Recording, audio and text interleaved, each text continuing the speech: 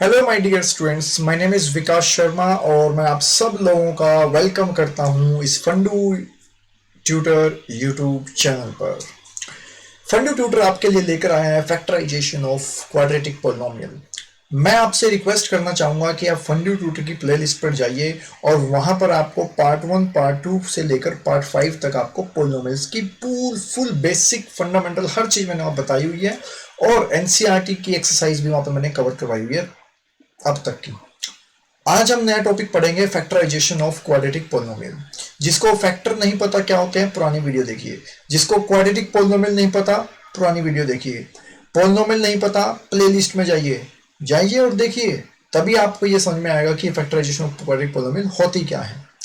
मैं डायरेक्ट चल रहा हूं अभी क्योंकि मैं ऑलरेडी बहुत सारी वीडियो में अपलोड कर चुका हूं, तो गाइस वो देखने के बाद ही इसको देखना, आपको समझ में आएगा।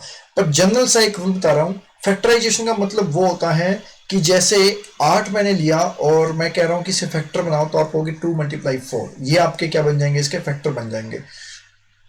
अगर इसके फैक्टर बन रहे हैं तो ऐसी x² के फैक्टर बन सकते हैं। कैसे? x × x करके। ऐसे ही 4x² के फैक्टर बन सकते हैं। कैसे? 2 × 2 × x × x करके। अब जैसे ही 2 से डिवाइड करोगे कंप्लीटली डिवाइड हो जाएगा और रिमाइंडर 0 देगा। x से डिवाइड करोगे इस पूरी 4x² को, ये भी कंप्लीटली डिवाइड हो जाएगा और आपको क्या आंसर देगा, रिमाइंडर मिलेगा आपको 0। तो इस तरह के फैक्टराइजेशन को हम पढ़ने वाले हैं। अभी तो मैंने बिल्कुल सिंपल वे में बताया है, लेकिन अगर मैं इसको लेके चलूं 4x² + 5x + 36, अब आपके लिए महाभारत हो जाएगी इसे फैक्टर बनाना। बताओ क्या सिंप्लीफाई कैसे करोगे इसको, और छोटी फॉर्म में लिखना है इस चीज को, कैसे लिख पाओगे छोटी फॉर्म में। यही समझने के लिए हमारे टॉपिक शुरुआत होती है, factorization of quadratic polynomials. Start करते हैं। सबसे पहले बता दूं क्वाड्रेटिक को लिखने का तरीका, इसको मतलब फैक्टर बनाने का तरीका, दो तरीके मैं बताऊंगा आपको, एक तो कांस्टेंट और एक क्वाड्रेटिक। फॉर एग्जांपल मैं 4x² कर रहा हूं तो मैं 2 × 2 × x² भी कर सकता हूं। x² क्वाड्रेटिक का क्वाड्रेटिक रहेगा और 2 × 2 4 आपको कांस्टेंट टर्म देगा।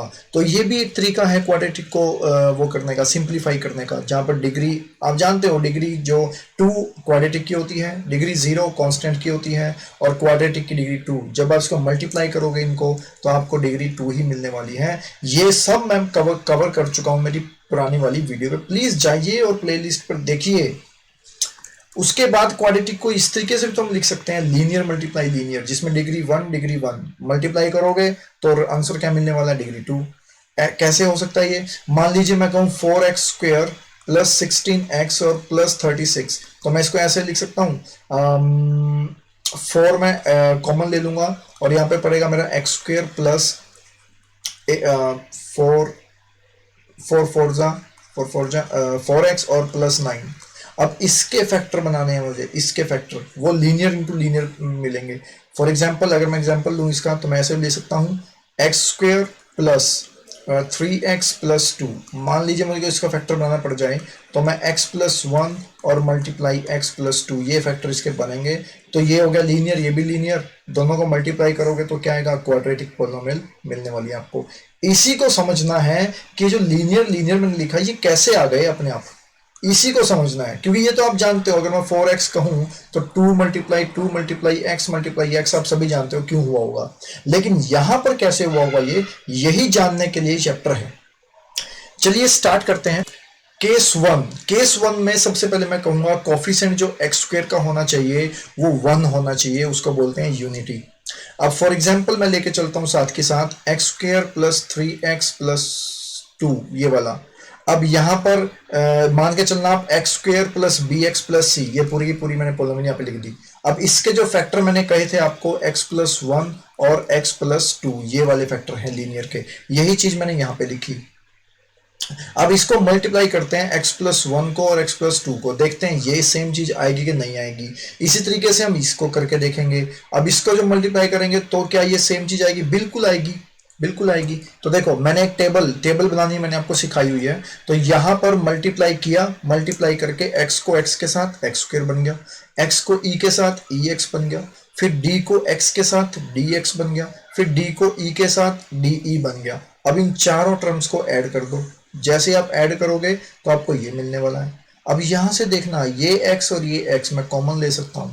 जैसे ही कॉमन लिया मेरे को अंदर मिलेगा e प्लस डी, तो ये मेरा बन गया लास्ट में x square plus d plus e into x plus D E. अब इसी चीज को मैं यहाँ पे लिखने की कोशिश कर रहा हूं, एक बार देखना ध्यान से, x square plus d plus e into x और प्लस डी ई, और यहीं पे मैं लिख रहा हूं देखो एक्स का एक्स स्क्र, बिल्कुल ये जो x का कोफिशिएंट है वो क्या बन गया यहाँ पे d प्लस ई बन गया, और जो कांस्टेंट टर्म थी वो क्या बन गई d मल्टीप्लाई ई बन गई।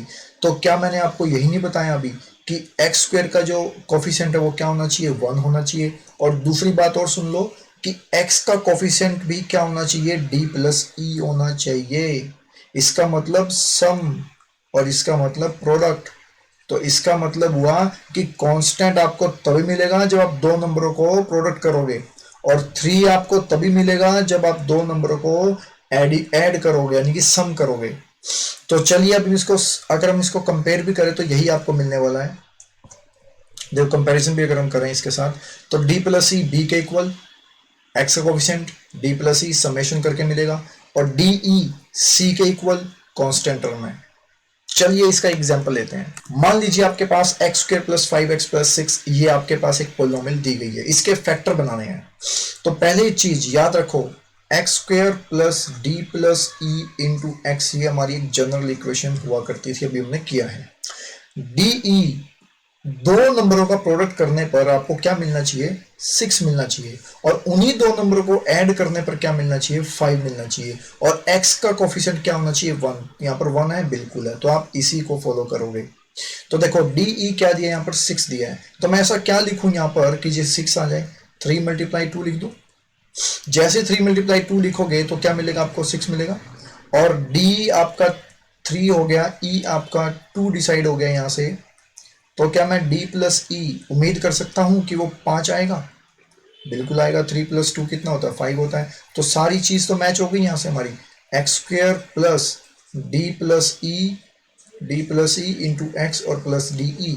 डी आपका 6 का 6 रहेगा, एक्स आपका एक्स रहेगा, डी प्लस ई क्या बन गया आपके पास, 3 प्लस 2 बन गया, और प्लस ये बन गया आपके पास एक्स स्क्र। समझ गए, यानी कि ऐसे फैक्टर बनाने हैं अपने 6 के कि ऐड करने पर तो 5 मिले, मल्टीप्लाई करने पर 6 मिले, वो 3 और 2 है। वैसे तो बहुत सारे फैक्टर हो जाएंगे 6 के, 6 मल्टीप्लाई 1 भी होता है, 3 मल्टीप्लाई 2 भी होता है, -3 मल्टीप्लाई -2 भी होता है। मल्टीप्लाई करोगे तो +6 ही मिलने वाला है, लेकिन -3 प्लस -2 करोगे तो प्लस का 5 नहीं मिलेगा। इसीलिए फैक्टर तो बहुत सारे हो जाएंगे आपके इसमें, लेकिन बात यह है हमें वो फैक्टर ढूंढने हैं जो मल्टीप्लाई करने पर आपको कांस्टेंट पूरा टर्म दे दे, ऐड करने पर x का कोफिशिएंट ही आए। देखो d प्लस ई, डी की जगह 3, ई की जगह 2, अब मैं इसको मल्टीप्लाई करूंगा x को अंदर, तो मेरे को मिलेगा x square plus 3x plus 2x और प्लस 6, इस x को मैंने इसके साथ ही मल्टीप्लाई कर दिया। अब इतने इतने पार्ट में से कॉमन लेना सीखो। देखो एक चीज बता दूं मैं आपको, 3x और 2x, क्या आपको 5x नहीं देगा प्लस में, बिल्कुल देगा। क्या यहाँ पर 5x नहीं है 6 नहीं है यहाँ पे, बिल्कुल है। यही सेम चीज मैंने उतारी है नीचे, कुछ भी नहीं किया, सिर्फ और सिर्फ 6 के फैक्टर ओपन करके मैंने सारी गेम यहाँ पर खेली है। अब देखो इतने इतने पार्ट से आप कॉमन लेना सीखो, x कॉमन लोगे तो क्या बचेगा, x प्लस 3 बचेगा, और प्लस इतने इतने पार्ट से कॉमन लोगे 2 तो क्या बचेगा, x प्लस 3 बचेगा।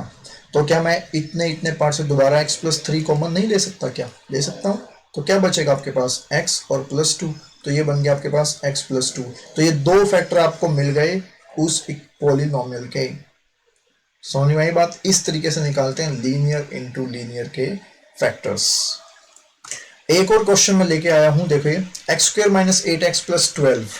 अब मुझे बताइए क्या एक्स स्क्र कोफिशिएंट 1 है, बिल्कुल है, यहाँ पे लिख लो x square plus d plus e into x और प्लस डी मल्टीप्लाई ई। अब देखो यहाँ से यहाँ पर d आपका 12 आ गया, d मल्टीप्लाई ई 12 दिया हुआ है। ऐसे क्या लूँ मैं फैक्टर 12 के मैं क्या फैक्टर लूँ, 12 मल्टीप्लाई 1 भी ले सकता हूँ, 6 मल्टीप्लाई 2 भी ले सकता हूँ, 4 मल्टीप्लाई 3 भी ले सकता हूँ।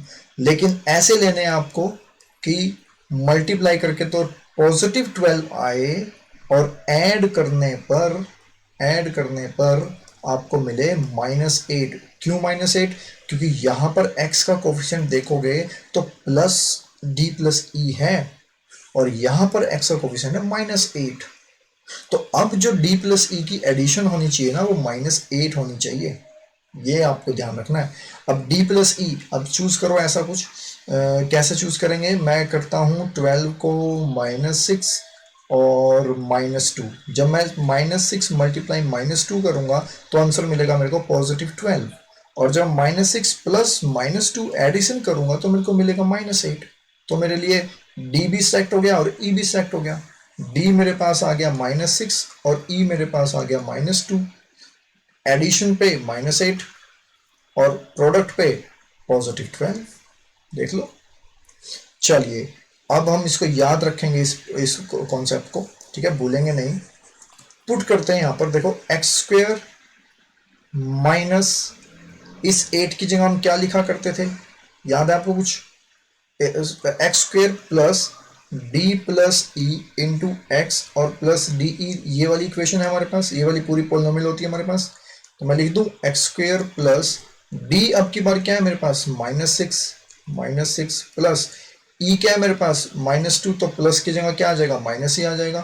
तो इस प्लस की जगह मैं क्या लिख सकता हूं, माइनस लिख सकता हूं। तो यानी कि मैं अब क्या करूंगा, -6 -2 इंटू एक्स और प्लस डी ई की जगह 12। अब देखो ध्यान से, x², इस x को अंदर मल्टीप्लाई कर रहा हूं, -6x -2x और मैंने ब्रैकेट भी ओपन कर दी और +12, क्योंकि ये प्लस और ये माइनस माइनस हो जाएगा, ये प्लस और ये माइनस फिर से माइनस हो जाएगा और ये जो x अंदर मल्टीप्लाई होके ये देगा आपको। अब इतने इतने पार्ट से कॉमन लेना है, इतने इतने पार्ट से कॉमन लेना है। तो यहां से मैं कॉमन लूंगा x और मेरे को मिलेगा x-3, सॉरी x-6 मिलेगा। और यहां से मैं कॉमन लूंगा -2 और मुझे मिलने वाला है x-6। तो आई थिंक, आई होप कि आपको कॉमन लेना आता होगा। अगर आपको कॉमन लेना भी नहीं आता तो प्लीज कमेंट में लिखिएगा, मैं उसके एक अलग से 10 मिनट या 5 मिनट की वीडियो बना दूंगा। तो यहां से x-6 फिर से कॉमन लो, तो x-6 कॉमन लोगे तो क्या मिलेगा आपको, x-2 मिलने वाला है। तो ये आपके क्या बन गए, नए फैक्टर बन गए। ये आ गया आपका फैक्टर इस पॉलिनोमियल का। आई होप कि आपको समझ में आ गया हो। नेक्स्ट चलते हैं। अब केस 2। केस 1 में था कि x² का कोफिशिएंट हमारा 1 हुआ करता था, लेकिन अगर ऐसा हो जाए कि x² कोफिशिएंट हमारा 1 ना, यूनिटी ना होकर कुछ और बन जाए, तब कैसे हम इसको फैक्टराइज करेंगे, उसकी भी एक जनरल फॉर्म है। लेकिन वो जनरल फॉर्म अगर आप समझोगे तो लिटिल बिट आप कंफ्यूज भी हो सकते हो। तो मैं डायरेक्ट एक पर काम करता हूँ, मैं डायरेक्ट क्वेश्चन के ऊपर चलता हूँ ताकि आपको ये पता लग जाए कि x² का अगर कोफिशिएंट 1 ना हो, यूनिटी ना हो, तो फिर उसको कैसे फैक्टराइज किया जा सकता है। और फिर मैं आपको बताऊंगा इसके बारे में कि जनरल फॉर्म कैसे बनती है। ओके गाइस, चलिए सीधा हम कहाँ चलते हैं, केस 2 के एग्जांपल में। ये रहा वो एग्जांपल। अब यहाँ पर x² कोफिशिएंट क्या नहीं है, 1 नहीं है, तो 12 है। तो अब क्या करें, इसके लिए मैं आपको एक छोटी सी चीज बताऊंगा, हल्का सा पॉइंट है सिर्फ। इस x² का कोफिशिएंट लेना है आपने और कांस्टेंट टर्म लेनी है। कांस्टेंट टर्म क्या है, 1 मल्टीप्लाई कर देना है दोनों को, यानी कि x² के कोफिशिएंट को और कांस्टेंट टर्म को मल्टीप्लाई कर देना है। आंसर आएगा आपके पास 12। अब इस 12 के ऐसे फैक्टर बनाओ कि मल्टीप्लाई करने पर तो 12 आए और एडिशन करने पर क्या है आपके पास, क्या है x का कोफिशिएंट, -7, तो -7 आए। तो लाजमी सी बात है, 4 और 3 आपको नजर आ रहा होगा, इसके 4 मल्टीप्लाई 3 करने पर 12 मिल रहा है, लेकिन एडिशन करने पर क्या मिलेगा, 7। अगर मैं ज्यों का तो उठाऊंगा ना, d मल्टीप्लाई ई, तो d अभी 4 है और e मेरा 3 है, अगर मैं प्लस करूंगा तो अभी तो 7 आएगा। मेरे को चाहिए क्या, -7 चाहिए। तो -7 लेने के लिए मैं क्या करूं, फिर से वही क्या केस ले लूं मैं, जो भी हमने पीछे वाले क्वेश्चन में किया था कि 12 को मैं ऐसे तो लिख सकता हूँ, -4 मल्टीप्लाई -3, तो ये मेरा बन गया d और ये बन गया e। और जब मैं d प्लस ई करूंगा, -4 प्लस -3, तो मेरे को -7 मिलने वाला है। तो हो गया डिसाइड कि d हम लेंगे -4, e भी हम लेंगे -3। एडिशन करने पर मेरे को मिलेगा -7 और प्रोडक्ट करने पर मेरे को मिलेगा प्लस का 12, क्योंकि क्योंकि x² कोफिशिएंट 1 नहीं है, 12 है। इस 12 को इस कांस्टेंट के साथ मल्टीप्लाई कर देना है जो भी आपके पास नंबर आएगा, जो भी आपके पास नंबर आएगा उसके फैक्टर करने हैं। बाकी सारा प्रोसेस सेम, बाकी सारा प्रोसेस सेम है जो भी हमने किया है। तो लिखते हैं हम यहाँ पर 12x² माइनस, मैंने कहा था x का जो कोफिशिएंट होता है उसकी जगह d प्लस ई होता है, और हम ऐसे ही लिखते हैं हमेशा, हम ऐसे ही लिखते हैं कि x² plus d plus e into x और प्लस डी ई लिखते हैं। वही हम करेंगे 12x² plus d plus e into x और प्लस 1। तो हम लिखते हैं 12x² प्लस डी क्या है मेरे पास -4, ई क्या है मेरे पास -3, सॉरी वेट, तो -3 इंटू एक्स प्लस 1। यानी कि सारा खेल आपका सिर्फ एडिशन पे चलने वाला है। एडिशन बहुत इंपॉर्टेंट है, प्रोडक्ट तो आप कर लोगे, एडिशन पे ध्यान देना है आपने। और यहां पर एक चीज याद रखना, यहां पर प्रोडक्ट 12 ना लिख देना गलती से, या इस साइड में यहां 1 का 1 ही रहेगा जो आपको पॉलिनोमियल में दिया हुआ है। अब 12x² minus 4x minus 3x plus 1, देखो अपने ऑटोमेटिकली -7x आ जाएगा और आप ऐड करोगे तो। अब यहां से क्या कॉमन ले सकते हो, 4x आप कॉमन ले सकते हो, यहां बचेगा आपके पास 3x माइनस 1, यहां से क्या कॉमन लोगे आप, माइनस कॉमन लोगे तो बचेगा 3x माइनस 1। ये दोनों सेम ही बचने चाहिए हमेशा। तो यहां पर 3x माइनस 1 कॉमन लोगे, अंदर बचेगा आपके पास 4x माइनस 1। तो ये आपका क्या मिल गया, आपको फैक्टर्स मिल गए। एक ही चीज नहीं है सिर्फ इसमें कि x² के कोफिशिएंट को कांस्टेंट के साथ मल्टीप्लाई करके जो भी आएगा उसके फैक्टर करने हैं, और फिर सारा प्रोसेस सेम। अब एक और क्वेश्चन लेते हैं, देखो यहाँ पे।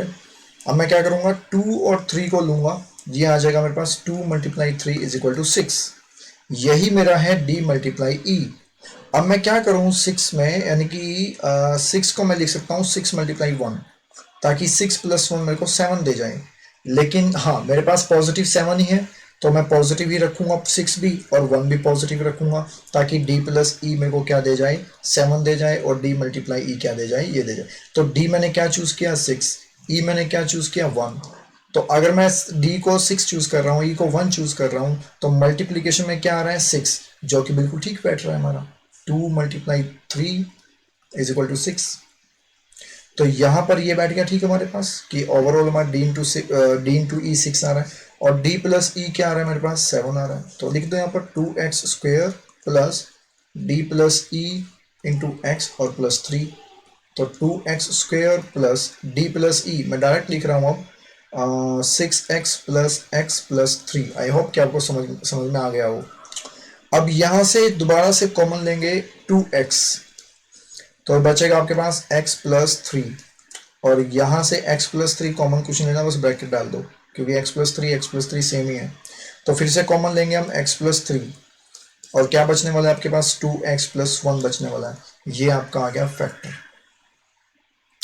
आपको समझ में आ रहा है कि नहीं आ रहा है गाइस, प्लीज कमेंट कीजिए, लाइक कीजिए, सब्सक्राइब कीजिए, शेयर कीजिए ना फिर, ठीक है ना गाइस। तो आप जरूर एक बात समझिए, हमेशा एक चीज को याद रखना है आपने, कि बिल्कुल बेसिक से पढ़ना चाहिए हमेशा, तभी आपके बेसिक स्ट्रांग होंगे, तो आप नींव अच्छी होगी तो इमारत अपने आप अच्छी बनती है।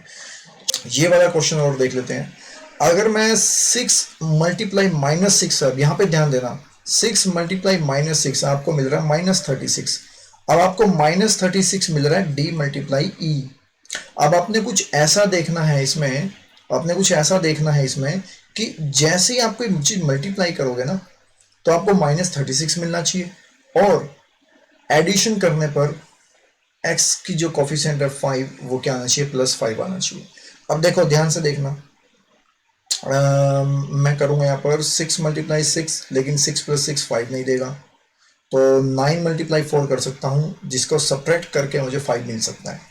तो यस, तो मैं 6 के -36 के जो फैक्टर बनाऊंगा, वो बनाऊंगा 9 मल्टीप्लाई -4। तो ये मेरा होगा d, और ये मेरा e।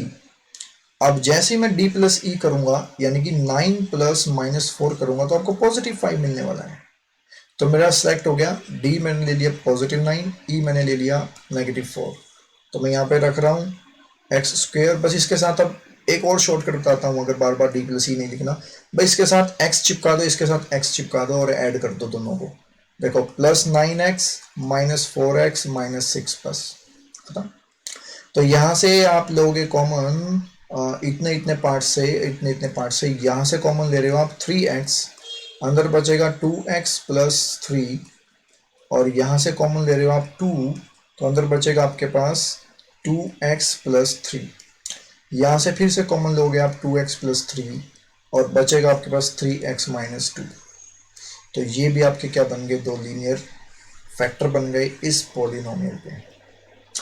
देखिए वैसे तो डी ई यहाँ पर यूज नहीं होता है, मैंने इसलिए आपको करवा दिया ताकि आपको पहले समझ में आ जाए कि फैक्टर होता क्या है, और फिर मैं आपको बताऊंगा कि एक्स स्क्वायर का कोफिशिएंट यहाँ पर अगर 1 नहीं है तो यहाँ पर ये चीजें क्या होती है, b1 b2 में कन्वर्ट हो जाती है, a1 a2 में कन्वर्ट हो जाती है, इस तरीके से होती है convert. D E b1 b2 में चला जाएगा, और जो आपका ये एक्स स्क्वायर का कोफिशिएंट है वो a1 इंटू a2 में चला जाएगा, और x का जो कोफिशिएंट है वो a1 b1 plus a2 b2 इस तरीके से फॉर्मेशन चली जाती है। वो थोड़ा सा कंफ्यूजिंग था, इसीलिए मैंने आपको नहीं करवाया। इसीलिए मेन आपका मोटा मोटा जो कॉन्सेप्ट है वो यही होना चाहिए कि आपको फैक्टर आने चाहिए, बस आपको फैक्टर आ रहे हैं। और ये चीज गलत भी नहीं है अगर मैं डी ई लेके चल रहा हूँ, क्योंकि पूरा प्रोसेस ऐसे ही चल रहा है हमारा।